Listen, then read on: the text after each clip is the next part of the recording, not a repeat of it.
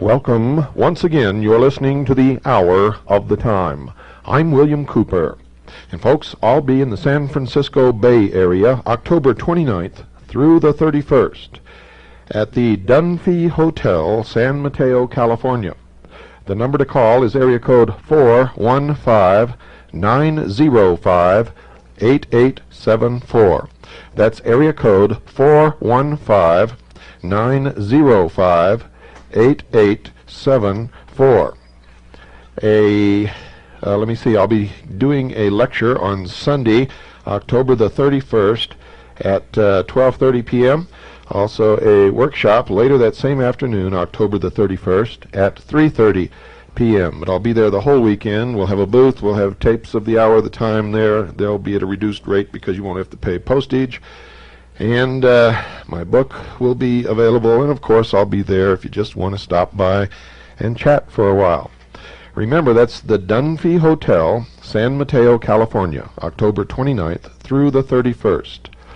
The number to call is area code 415-905-8874.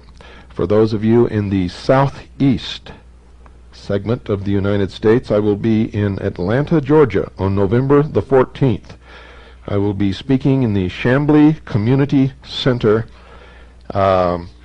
on that date, and the number to call is area code 404-986-0802. Once again, November the 14th in Atlanta, Georgia. I'll be speaking at the Chamblee Community Center. The number to call for information is area code 404-986-0802. Now, both of these events in San Mateo and in Atlanta, Georgia cost some money. I don't know exactly how much because I'm an invited speaker. You need to call those numbers and talk to them. But as usual, when I get there, I will arrange for a lower rate for CAGI members. Make sure you bring your welcoming letter, anything signed by me, or your press credentials, and that will be good for your discount. If you have any problems, come and see me personally. I'll verify that you're a CAGI member and make sure that you get your discount. Well, folks, tonight is going to be illuminating. I can tell you that for sure. Let me tell you first, right off the bat, before we get into the subject of tonight's broadcast, that the media corporation, well, first let me give you what happened on the stock exchange since we've been talking about this. All the stock for all the media corporations that we've discussed, including the Inquirer Star Group, has gone up. So it shows that somebody may be doing a little anticipatory buying out there, or it could just be an accident. The stock that we're going to purchase closed today on the New York Stock Exchange at 51 5/8 per share. That's 51 5/8 per share. The name of the corporation is the Gannett Company Incorporated. Seek out the lowest commissioned broker in your area, ladies and gentlemen. Buy as much stock in that company as you possibly can. The New York Stock Exchange symbol is GCI. GCI. Again, it's Gannett Company Incorporated.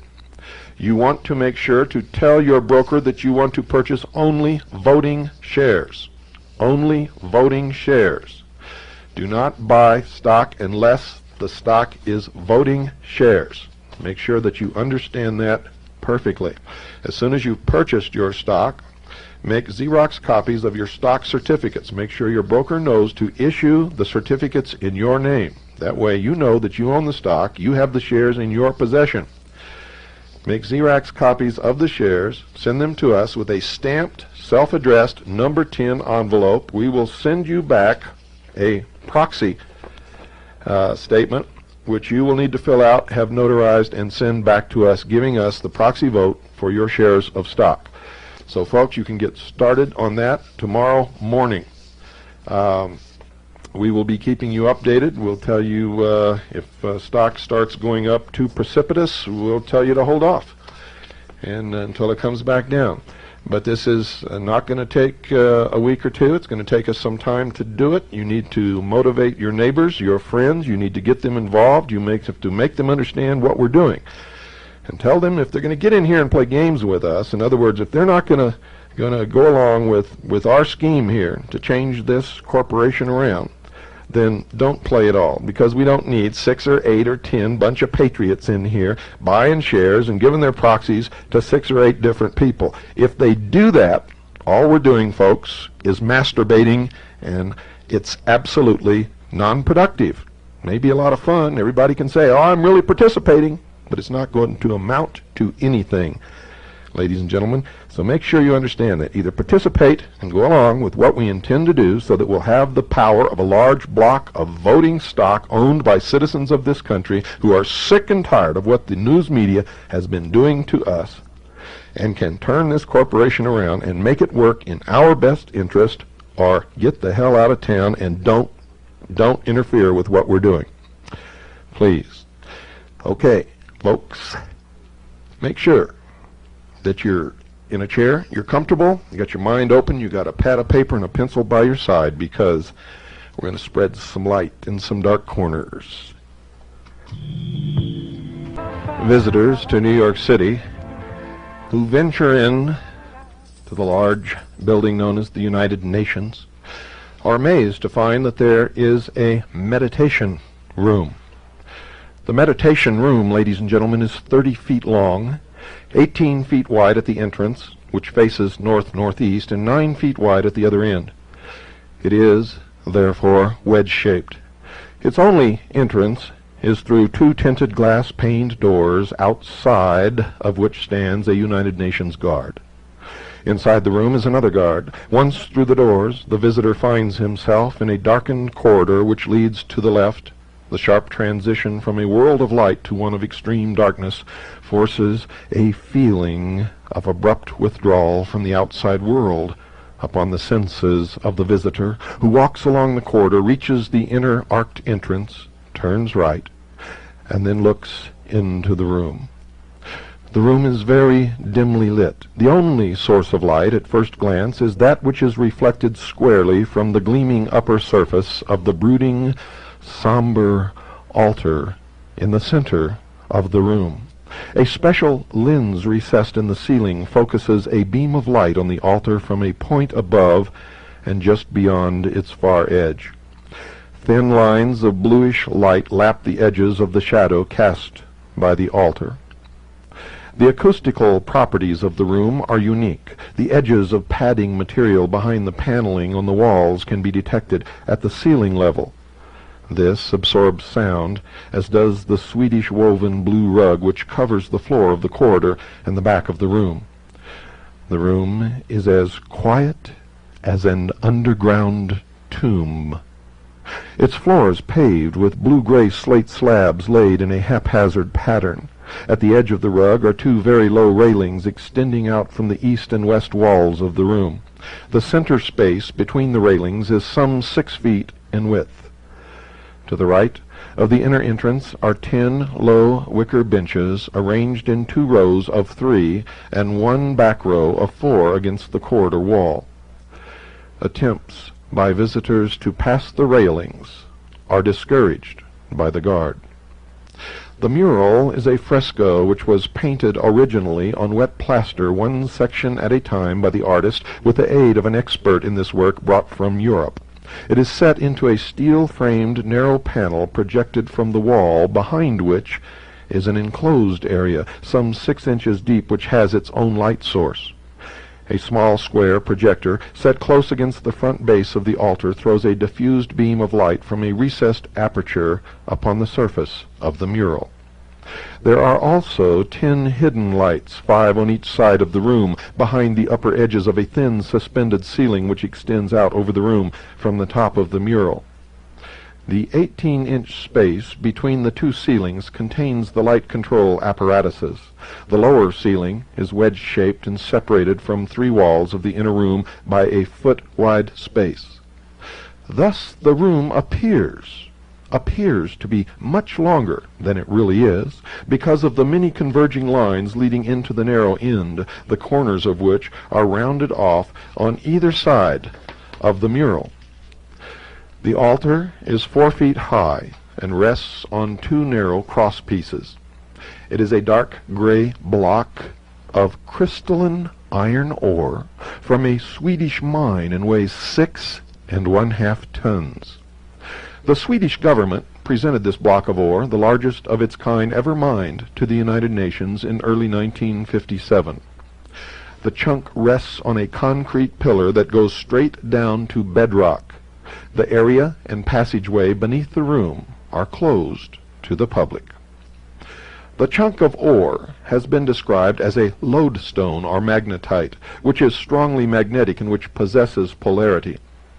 In northern Sweden are what may be the largest magnetite deposits in the world, believed to have been formed by segregation in the magma. Magma is the term for molten material held in solution under the pressure of the Earth's crust. The fresco mural was described in the United Nations Review of January 1958 as having been designed, quote, to conform with the purity of line and color sought for what Secretary General Dag Hammarskjöld has called a room of stillness, unquote. It was painted predominantly in shades of grays and blues, but includes yellow and white patterns and a black half sphere. Light, pure colors intersect to form deeper shades. The New York Times described the fresco as being 8 feet 8 inches in height and 6 feet 8 inches in width, more brightly illuminated at the top than at the bottom. Bo Beskow, an old friend of Dag Hammarskjöld, painted the mural. Quote, Dag had me start sketches on this last summer, unquote, he said. Quote, he wanted me to do the actual work right here in the room, so I have been here since October 6th, 1957, unquote. The mural was seen for the first time, ladies and gentlemen, on November the 11th, 1957. During the period of the remodeling, the guards were on hand during the day to keep out the curious, and at night the room was locked up with a chain and padlock. The artist said of his work, quote, it has no title, and you can make what you wish of it, unquote. He explained that the geometric patterns in the mural repeated the proportions of the room, and those of the focal point of the room, the piece of iron ore. He also said that he intended to give a feeling of space with the picture. The United Nations Review story stated that, quote, he sought to open up the room so that the eye can travel in the distance when it strikes the wall. To give a slight upward movement, he said he designed winding circles in a spiraling diagonal line which might be compared to a vibrating musical chord. As a resting spot for the viewer's eyes, he provided one spot of black amid the light colors, a half circle at which all lines of the fresco and the room converge. In the New Yorker story cited earlier, Beskow was quoted as saying, quote, my fresco contained no intentional symbols, though I've heard people say that the black and pale blue circle in the upper middle section of the panel stands for the cosmos. All that I seriously sought to do was to open up the wall in order to let the eye travel farther, and to open up the mind, provoking meditation, but not directing it, unquote. The mystic P.D. Ouspensky has written that in, quote, real art nothing is accidental, it is mathematics. Everything in it can be calculated. Everything can be known beforehand. The artist knows and understands what he wants to convey, and his work cannot produce one impression on one man and another impression on another, presuming, of course, they are people on one level. At the same time, The same work of art will produce different impressions on people of different levels, and people from lower levels will never receive from it what people of higher levels receive. This is real objective art. An objective work of art affects the emotional and not only the intellectual side of man," unquote. Mr. Besco's picture is described as non-objective, yet its composition admittedly reflects the dimensions of the room and the chunk of iron ore. This, ladies and gentlemen, involves mathematics. He said of his mural, quote, "You can make what you wish of it," unquote, yet he admittedly sought to create a specific subjective effect in the mind of the spectator. Consequently, Mr. Besco's remarks create confusion rather than understanding. The leaflet made available to those who visit the meditation room was written under the direction of Dag Hammarskjöld himself. Its description of the room is deliberately couched in abstruse language. It contains terms which have meaning to the esoterically inclined, but not to the uninitiated, or those called the profane. These terms will be explained, and have in fact been explained, during the Mystery Babylon segments of the Hour of the Time. But for those who may be just beginning to listen to this program, esoteric means that which is hidden and is kept only for the initiated, those who have studied the mysteries. The profane, ladies and gentlemen, is you. I leave myself out because during the process of studying the mysteries, I, with great irony, have become illumined. And if you continue to listen to the Hour of the Time, so shall you.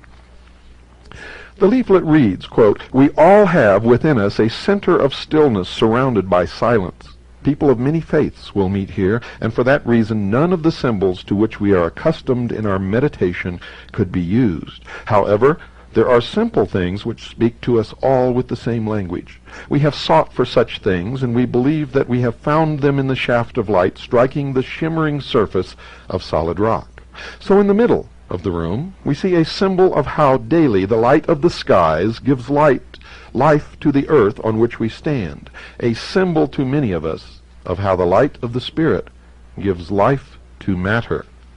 But the stone in the middle of the room has more to tell us. We may see it as an altar, empty, not because there is no God, not because it is an altar to an unknown God, but because it is dedicated to the God whom man worships under many names and in many forms. The stone in the middle of the room reminds us also of the firm and permanent in a world of movement and change. The block of iron ore has the weight and solidity of the everlasting. It is a reminder of that cornerstone of endurance and faith on which all human endeavor must be based. The material of the stone leads our thoughts to the necessity for choice between destruction and peace. Of iron man has forged his swords, of iron he has also made his plowshares. The shaft of light strikes the stone in a room of utter simplicity.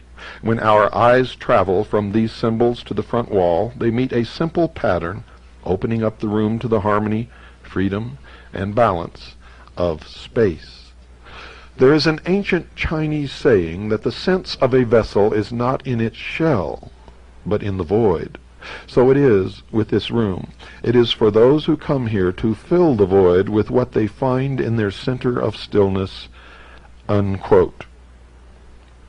The World Goodwill Bulletin is published by Lucis Press Limited, owned by Lucis Trust, at 88 Edgware Road, Marble Arch, London, W2, England. The New York branch, the Lucis Publishing Company, 11 West 42nd Street, 32nd floor, issues materials on its arcane school, 3-member triangles, and World Service Fund, and publishes the Beacon magazine. This company, ladies and gentlemen, was originally established as the Lucifer Publishing Company, but changed its name on November the 11th, 1924, to the less startling one it bears today. A third branch of the Lucis Trust is located at 1 Rue de Verembe 3E, Geneva, Switzerland. Alice A. Bailey, the now deceased high priestess of the occult arcane school, established and headed the trust and its self-identified Society of Illumined Minds. This powerful group has intimate connections with the United Nations. The World Goodwill Bulletin issued a special edition on the United Nations in July 1957, which contained an article entitled, quote, "Lodestone," unquote. We quote from its description of the meditation room. Quote, "The visitor will be totally unprepared for what he will see as he steps in the door for a moment of quiet. Because of the converging walls and the dim light, he will experience a peculiar spatial disorientation, and dimension and perspective will seem difficult to establish. In the center of the room, he will see, illuminated by a single point of light from the ceiling, a rectangular mass. The ore piece is many millions of years old. One feels as though one is in a repository for some natural talisman of significant and noble importance, rather than in a chapel in the ordinary sense. Those who are wedded to seeking communion in traditional settings may be somewhat ill at ease here. This is a sudden break with prior experience. One is thrown violently upon his own resources. The room and the concept do not seem indicative of the supplications or the dualistic concept of the mystic in which illumination is sought as a boon granted by deity. Rather, seemingly inherent in the decoration of the room, in the pinpoint of light playing on the ore, is the concept of a personal concentration of forces, creating a focus that illumines the field of attention. The pinpoint of light, the void of space, the illuminated crystalline ore, one feels projected into a setting of cosmological symbolism rather than one of planetary or even solar intent. It is interesting to speculate on what the long-term influence of this new departure will be on current religious thinking. Ensconced here in the highest hall of man, it cannot be inconsiderable. Whatever interpretations one may attribute to the United Nations Meditation Room, it can be said with certainty that the words and the repercussions have only just begun, unquote. Folks, the new departure in religion referred to did not occur by chance. Tremendous pressure was brought to bear on Trygve and Dag Hammarskjöld to install such a room at the United Nations by such organizations as the World Council of Churches. Trygve announced on April 18, 1949, that such a room would be established. The Fifth General Assembly opened with 1 minute of silence as a religious observance.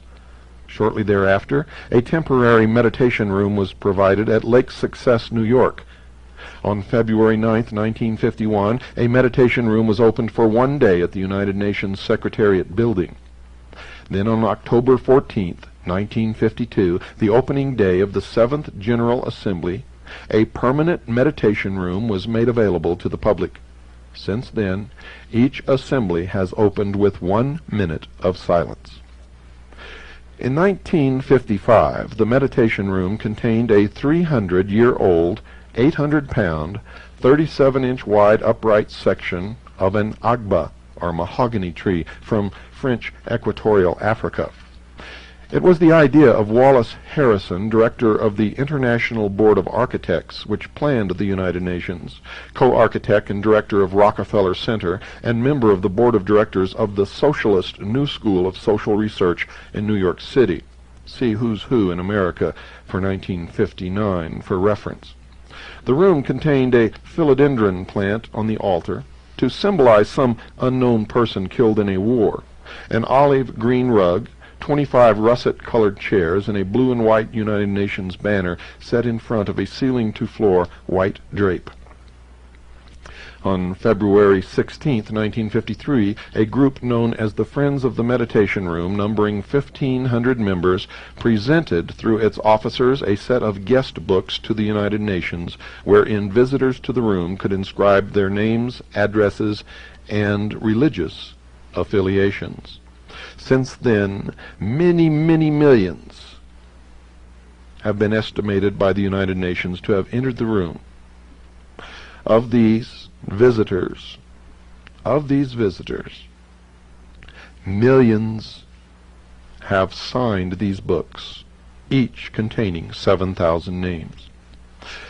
What purpose, ladies and gentlemen, is served by the accumulation of these thousands of names of individuals with their religious affiliations who visit the room and who by the act of signing their names indicate that they do not object to the existence of this pagan temple? The Friends are a product of the non-sectarian layman's movement for a Christian world, incorporated, the international headquarters of which is located at Wainwright House, Milton Point, Rye, New York. Warren R. Austin, a past permanent United States delegate to the United Nations, headed a Friends committee which presented $12,600 to Dag Hammarskjöld on April 24, 1957, as first payment on $25,000 needed to remodel and enlarge the room. The movement has issued United Nations meditation room identification cards to 300 men and women who go periodically to this room for prayer. It once issued prayer cards to visitors containing prayers from the, quote, world's great living religions, unquote, namely Hinduism, Buddhism, Judaism, Islamism, Sikhism, Christianity, and St. Francis of Assisi. I was not aware that St. Francis of Assisi was one of the world's great religions. Were you? The Friends held vigils of prayer in the room in 1953 and 1954. Back in 1946, the movement had sent Dr. Frank Laubach, Union Theological Seminary graduate and author of, quote, Letters of a Modern Mystic, unquote, to the Paris Peace Conference to lobby for the establishment of the meditation room. Speakers for the movement's meetings have included Norman Cousins, Ralph Bunche, and Frank P. Graham of the United Nations, and William Ernest Hocking and Curtly F. Mather of Harvard, all of whom have Communist Front records. See the May, June, and July-August 1959 and July-August 1962 issues of the Layman's Movement Review. The movement has included among its members Dwight David Eisenhower. The most important friend of the movement from its inception, however, has been John D. Rockefeller, Jr., a Methodist missionary, Wayman C. Huckabee, secured and received grants from John D. Rockefeller, Jr.'s Davison Fund and from his New York City Riverside Church funds for 5 consecutive years, 1937 through 1941, for a health center in Hiroshima, Japan. Huckabee then became the secretary of the movement in New York in 1941 and secured 2 grants a year for the organization from the Davison Fund until it was liquidated. It is not coincidence, ladies and gentlemen, that the funds John D. Rockefeller Jr.'s Davidson Fund and from his New York City Riverside Church funds for the years 1937 to 1941 were for the health center in Hiroshima, Japan, a city which we ultimately dropped an atomic weapon. Rockefeller, ladies and gentlemen, continued his yearly grants without fail from his own personal funds. During the 22 years Huckabee remained with the movement, $1 million was raised for its work. When the movement first sought to secure Wainwright House for its headquarters in 1951, John D. Rockefeller Jr. gave $5,000 of the $25,000 needed. Since 1951, 10,000 individuals have signed the guest book of Wainwright House. 5,000 have attended its public meetings. Its members have been addressed by the President of the National Council of Churches.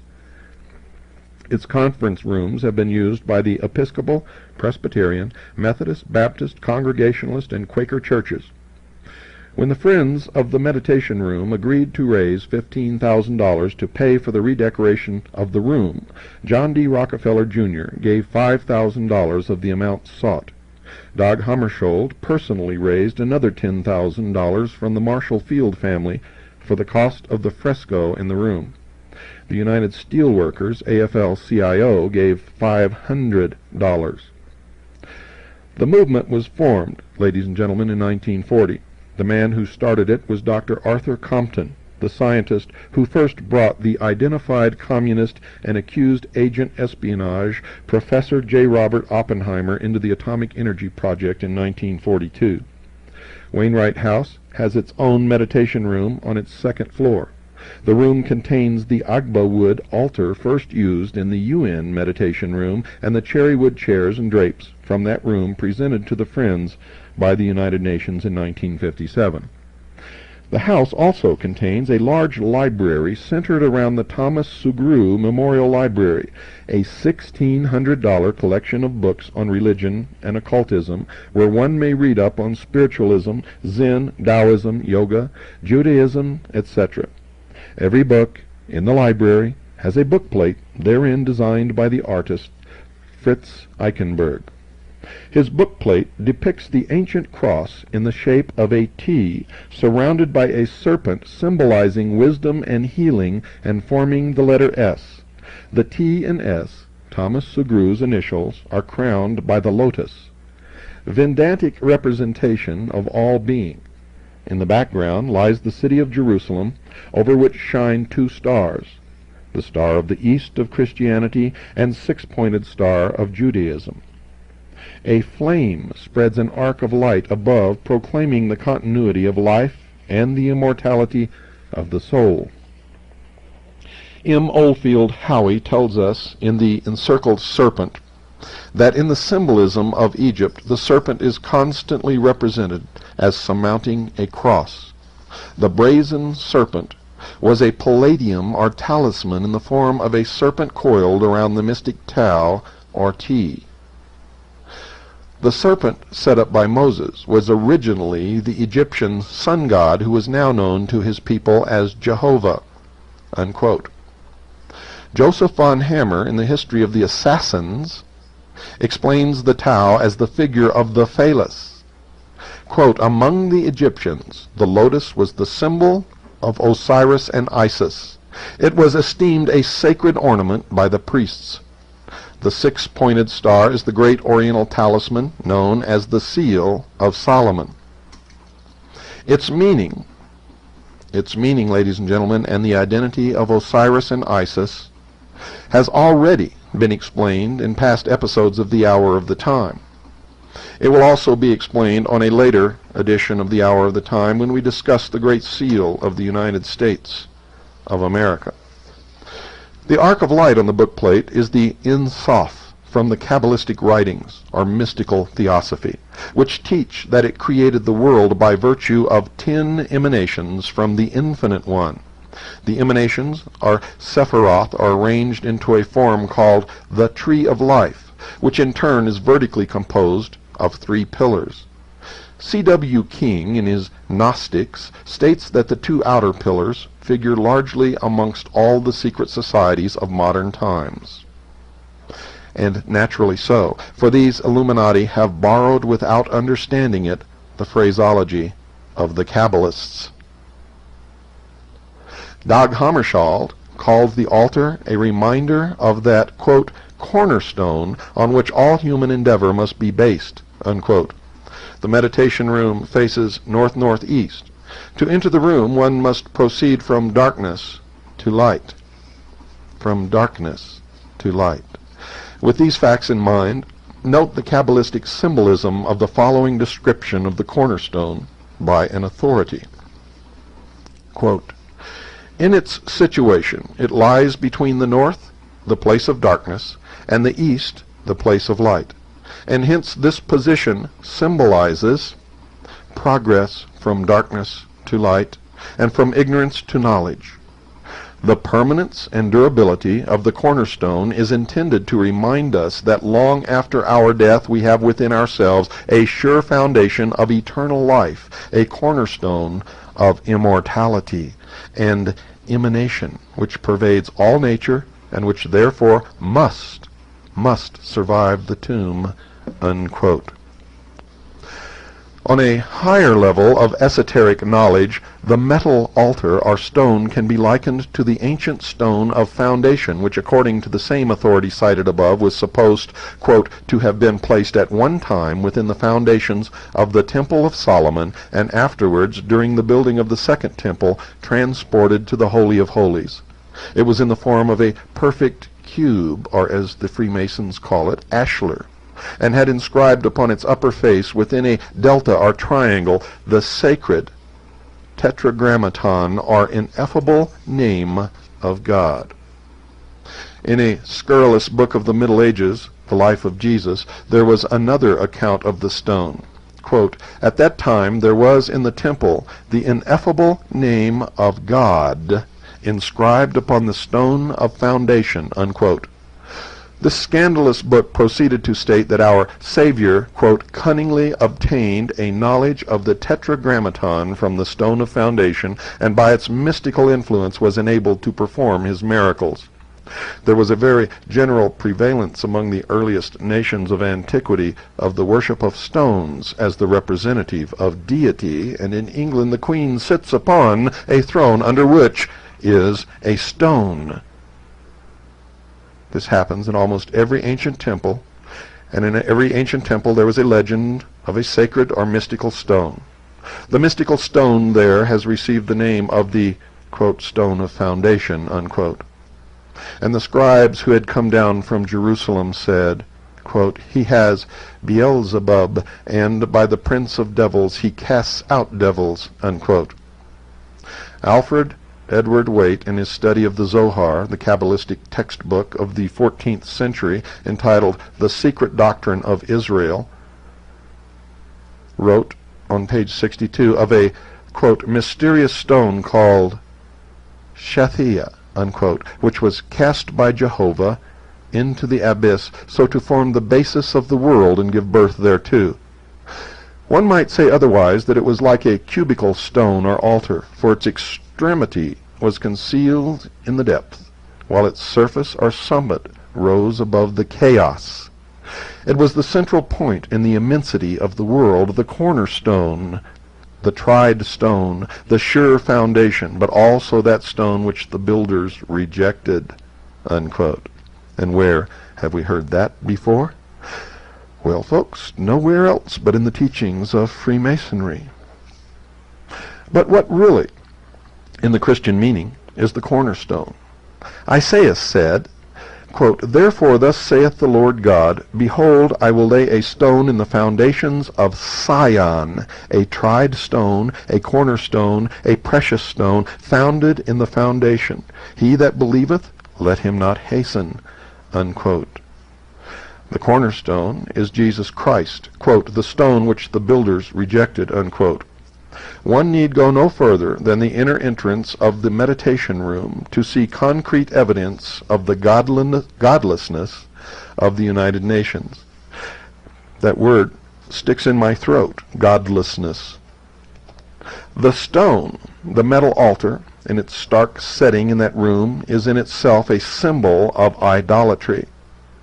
Quote, stone worship was perhaps the earliest form of fetishism. Eusebius cites Porphyry as saying that the ancients represented the deity by a black stone, because his nature is obscure and inscrutable. The reader here will be reminded of the black stone, Hajar el-Aswad, placed in the southwest corner of the Kaaba at Mecca, which is worshipped by the ancient Arabians. The Druids, it is well known, had no other images of their gods but cubical or sometimes columnar stones. To use the language of Dudley, the pillar or stone was adapted as a symbol of strength and firmness, a symbol also of the divine power, and by a ready inference a symbol or idol of the deity himself. The god Hermes, or Mercury, was represented without hands or feet, being a cubical stone, because the cubical figure betokened his solidity and stability, unquote. Hammarskjöld, in the speech quoted earlier, said, quote, in this case we wanted this massive altar to give the impression of something more than temporary. We had another idea. We thought we could bless by our thoughts the very material out of which arms are made. The description of the altar as a natural talisman by the World Goodwill Group also is significant. Talisman is a term which means a stone or other object engraven with figures or characters to which is attributed the occult powers of the planetary influences and celestial configurations under which it was made. Altars among the ancients were generally made of turf or stone, usually in a cubical form. Altars were erected long before temples. The shaft of light upon the altar in the meditation room casts a shadow to the north. The use of the north as a symbol of darkness, a portion of the old sun worship, of which we find so many relics in Gnosticism, in Hermetic philosophy, in Freemasonry, in the temples of all of the secret societies which exist in a membership in the shape of a pyramid, with a whole bunch of slathering idiots thirsting after the secrets which they will never know, and a few at the top who really understand that the only secret is how to control those on the bottom. The east was the place of the sun's daily birth, and hence highly revered. The north, the place of his annual death. Finally, it must be emphasized above all that the altar in the meditation room is unsanctified and unhallowed. It has no sacred meaning, can inspire no reverence, and is not inviolable. This altar cannot be used for sacrifice in any other than an unholy sense. Ladies and gentlemen, one clue to the mural's symbolism is given in Hammarskjöld's and Beskow's description of its purpose.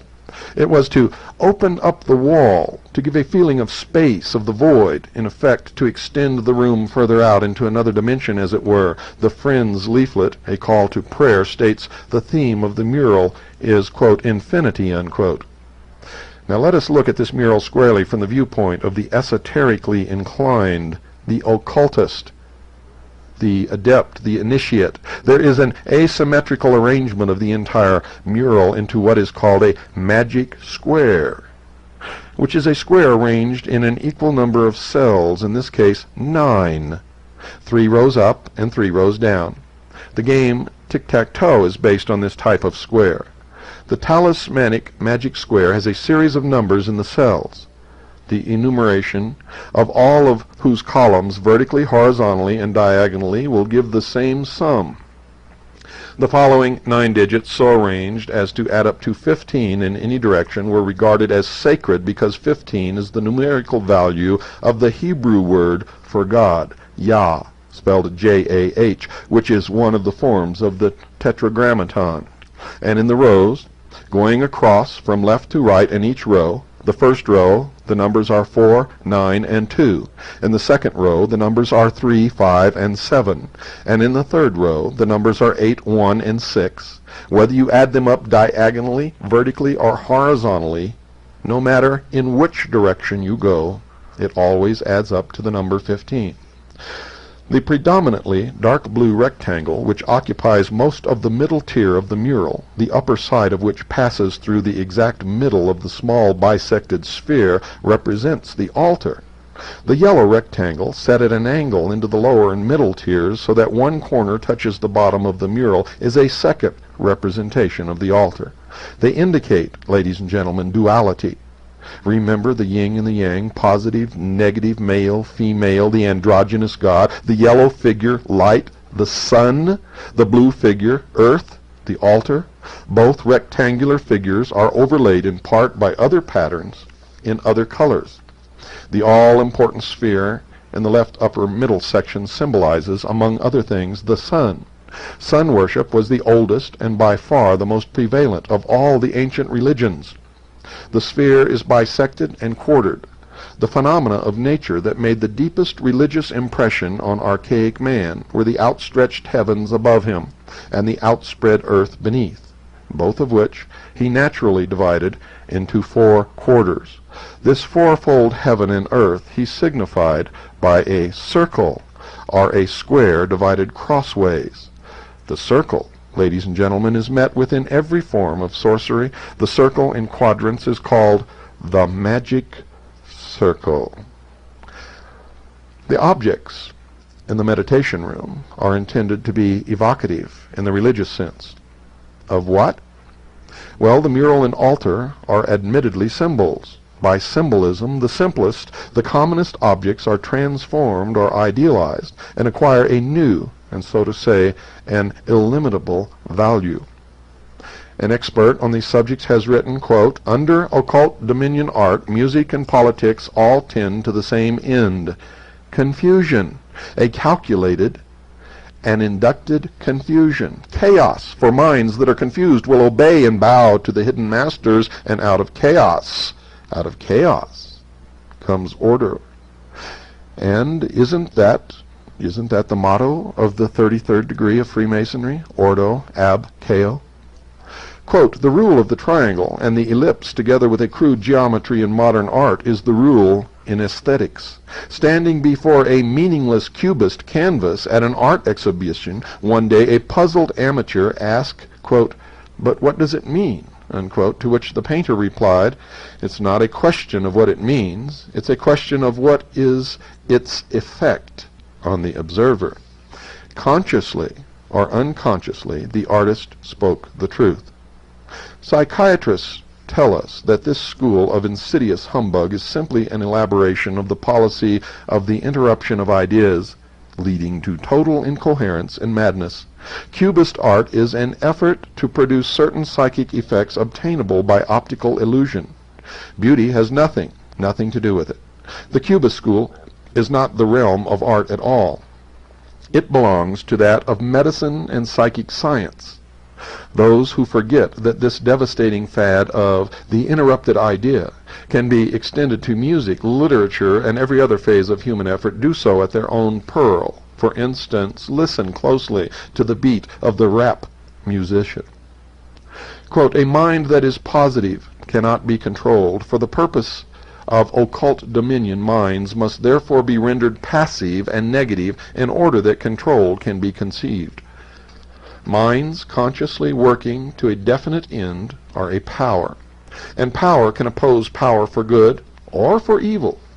The scheme for world dominion might be doomed by the recognition of this principle alone, but as it is unfortunately unrecognized, it remains unchallenged," unquote, until we decided to purchase a media corporation. And thus now, we have minds consciously working to a definite end, and we are now a power. A very great power. A striking feature of the mural is the white half crescent in its upper right quadrant. The inner curve of the crescent closest to the bisected black, pale blue, and yellow sphere is equidistant at all points from the exact center of the bisected figure.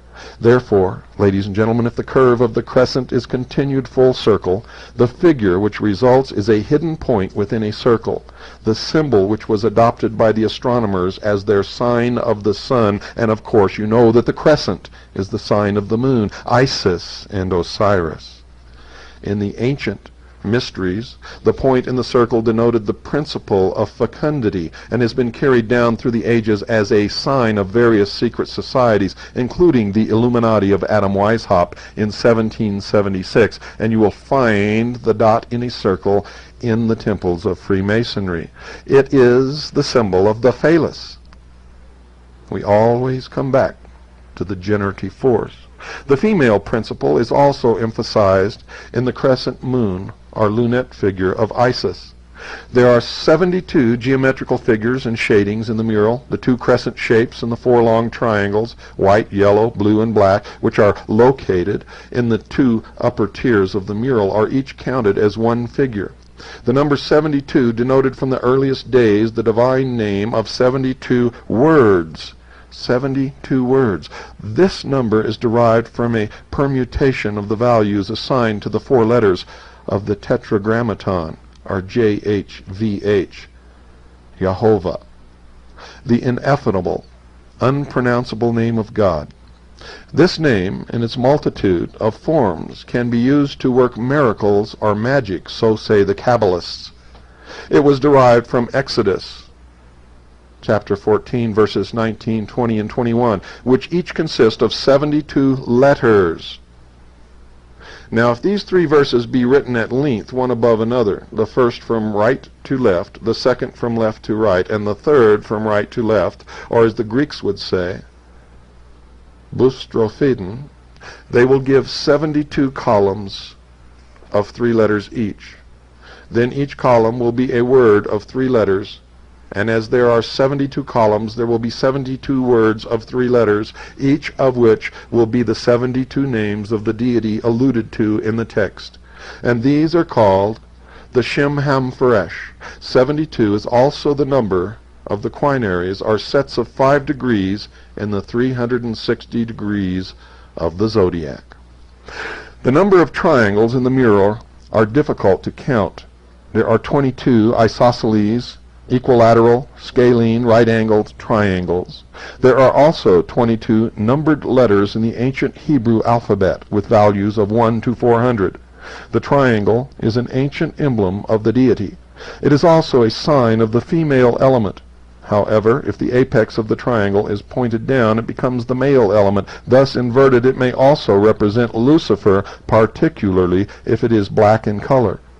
The sphere figure, or the spiral figure, intertwined with a mural-length diagonal line, symbolizes the caducus of Hermes, or Mercury, which mythologically is represented as 2 serpents twined around the winged wand of Mercury. 9 arcs are formed by the intersections of the spiral line with the diagonal. The 9th Hebrew letter, Teth, with the value of 9, has the signification of serpent. The number of the beast of Revelation is 666, which Kabbalistically is 9, the number of generation. The twin serpents of the caducus are negative and positive, representing polarity, and twine around the spinal column. They are the kundalini, or sex force. In the encircled serpent, the chapter on the caducus contains references on page 72 to the ancient use of the symbol without wings as seen in the mural. The caducus is also the symbol of peace, the propaganda term associated with the United Nations. The serpents are male and female, the sun god and the moon god, and are symbols of generation, or the phallus. Buddha was symbolized by the serpent, and in mythology is identical with Mercury. The center sphere and the outer circles around it form the all-seeing eye. This bisected sphere overlays an isosceles triangle bounded on one side by the diagonal line. According to Manly Palmer Hall in his occult treatise on the secret destiny of America, the all-seeing eye is that of the great architect of the universe, whenever it appears as a symbol of God. His explanation is that which is generally accepted. It is, however, erroneous. A full commentary on the meaning of this all-important symbol has already been dealt with in previous episodes of the Hour of the Time. The mural, if viewed from the top or the roof overhead of the meditation room, is the truncated top of a pyramid. Behind the mural is a smaller pyramid, which is that which contains the eye, the all-seeing eye of Lucifer. Good night, and God bless each and every single one of you.